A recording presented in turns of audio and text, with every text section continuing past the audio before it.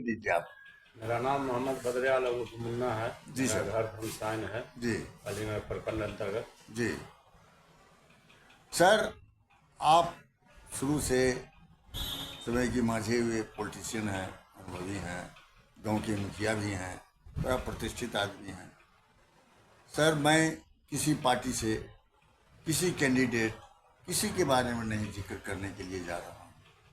मैं आपसे ये पूछ रहा हूँ कि अभी जो यहाँ बिहार का स्थिति है, इसके तहत किस टाइप का, कोई पार्टी से क्यों नहीं, किस टाइप का आदमी को खड़ा करना चाहिए जो स्वच्छ हो, स्वच्छ छवि का हो, ईमानदार हो, जनता के लिए समझिए कि कार्य में पूरा ध्यान रखे, सबका कल्याण के बारे में सोचे, जिनमें कोई समझिए कि कोई जाति पात भेदभाव, हिंदू मुसलमान, ये सब का आप क्या कहना चाहते हैं इसको?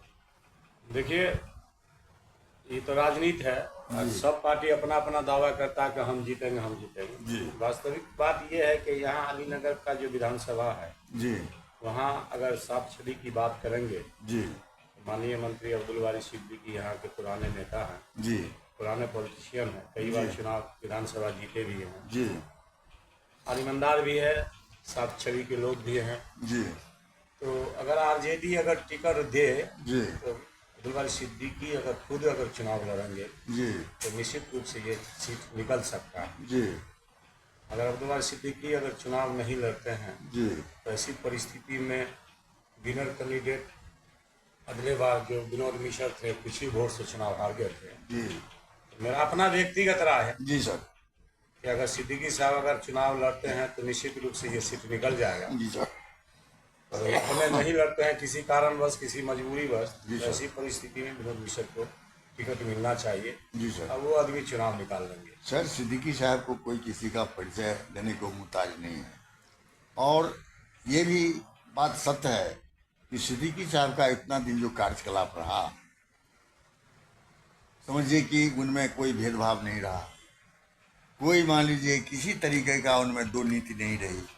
उन्होंने अपने क्षेत्र के लिए बहुत काम किए हैं, उसमें कोई कमी नहीं है।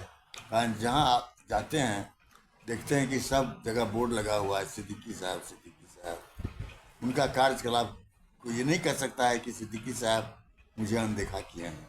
अब हार जीत तो अलग है, वो भी हार गए, वो अलग चीज़ है। वो हार जीत तो प्रधानमंत्री इंदिरा गांधी भी हार गई थी। लेकिन सर, अभी जो यहाँ सिद्दीकी साहब के ही द्वारा विनोद मिश्रा जी को खड़ा किया गया था, और वही खड़ा किए थे। और विनोद मिश्रा जी 5 साल के दरमियान में बहुत सारा काम, तो नहीं कहना चाहिए काम कैसे करेंगे, तब ये किए हैं कि जनता से मिले हैं, किसी के दुख में सुख में, हरनी में मरनी में, सबसे संपर्क किए हैं। तो आप सही बोले हैं कि अगर सिद्दीकी साहब अपने नहीं लड़ेंगे तो विनोद मिश्रा को अगर समय दें, चांस दें, तो उन्होंने निश्चित रूप से जीतेंगे। सर, तो ये दो आपके माध्यम से जो बताया गया है, 100% आपका आकलन बिल्कुल सही बता रहा है। सर, ये बहुत बड़ा कंस्टिट्यूएंसी है आपका, और अभी फिलहाल आपके नज़र में कौन कौन सा काम बाकी है यहाँ? किस चीज़ की अभाव देख रहे हैं अपने क्षेत्र में आप? कारण आप भी समझिए कि मुखिया हैं, आप भी बहुत पुराना पॉलिटिशियन हैं, बहुत जानकारी हैं, आपके भी हाथ में बहुत वोट है। हाँ, तो क्या आपके नज़र में कौन कौन सा चीज़ में कमी देखिए, देख रहे हमारे हैं? यहाँ मुख्य रूप से माननीय अब्दुल वारी सिद्दीकी कंटिन्यू 6-7 बार विधायक रहे हैं। जी उनके कार्यकाल में बहुत सारा काम हुआ, जी बहुत सड़क पुल पुलिया, जी प्रखंड बना, अलीनगर में थाना बना, जी हॉस्पिटल बना। जी ये सराहनीय है, जी कहीं डाउट नहीं है।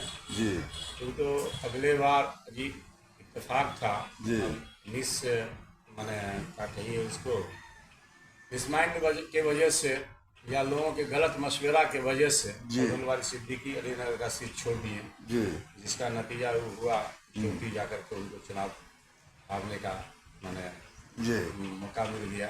जी नहीं तो अगर अलीनगर से अगले बार भी अगर अब्दुल बारी सिद्दीकी चुनाव लड़ते जी तो निश्चित रूप से हमको लग रहा था कि अब्दुल बारी सिद्दीकी जीत जाते। सो नहीं जीता चुनाव नसीलाल, जीतते। नसीलाल जरूर नहीं लेकिन गया। कुछ लोगों के गलत माने मशवरा के कारण जी तो यहाँ अलीनगर को छोड़ दिए, चौकी चले गए।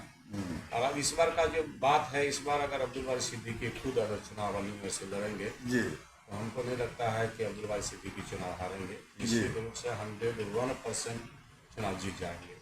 सर अब आप रही बात के विकास की बात करेंगे तो विकास बहुत हुआ है उनके समय में। जी अब जो बचा खुचा विकास है, जैसे मुख्य रूप से विकास होता है कि शिक्षा होता है, स्वास्थ्य होता है, स्वास्थ्य है। स्वास्थ्य शिक्षा है।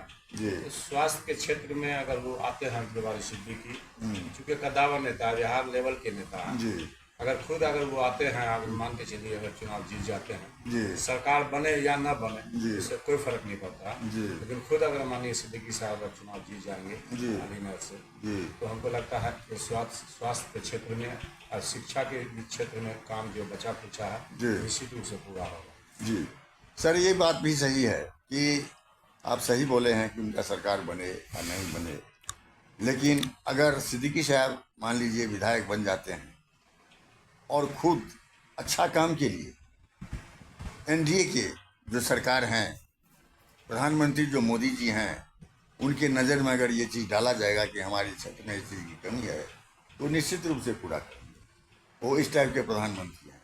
जैसे अभी पप्पू यादव का उदाहरण आप देख लीजिए कि पूर्णिया में पप्पू जी का जो गिरभांस था, उन्होंने मिले थे जाके प्रधानमंत्री से और उन्होंने पूरा किया।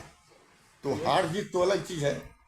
कोई मान देखिए, लीजिए वो हाई लेवल की बात है। जी एनडीए चाहेगा कि मैं अपने एनडीए के लोगों को ही टिकट दें, जी चाहे भारतीय जनता पार्टी के लोग हों या जदयू के लोग हों। जी अब अलीनगर किसका सीट बनता है, बीजेपी का बनता है या जदयू का बनता है, जी ये आने वाला समय ही बताएगा। जी लेकिन इसमें बीजेपी से हम लोगों को जो जानकारी है, जी पप्पू सिंह भी रेस में है, मेहनत कर रहा है। जी और दूसरे के एनडीए से जो जी। जदयू के उम्मीदवार हैं, जी नीतीश प्रभाकर जी हैं, जी। जो पूर्व विधायक प्रभाकर चौधरी के पुत्र हैं, जी वो भी बहुत मेहनत कर रहा है। ऐसे नहीं, लगभग हमको लगता है कि सालों भर से जी डोर टू डोर जा करके कंपेनिंग कर रहा है, लोगों से मिल रहा है। जी सबसे बड़ी बात है कि नीतीश प्रभाकर के सर पर बड़े नेता का हाथ है, जो इस इलाका के या बिहार सरकार में बहुत मायने रखते हैं, संजय झा जी, जी उनका सिर पर हाथ है। जी, जी। इसलिए हम लोग को लगता है जी हो न हो कहीं ये सीट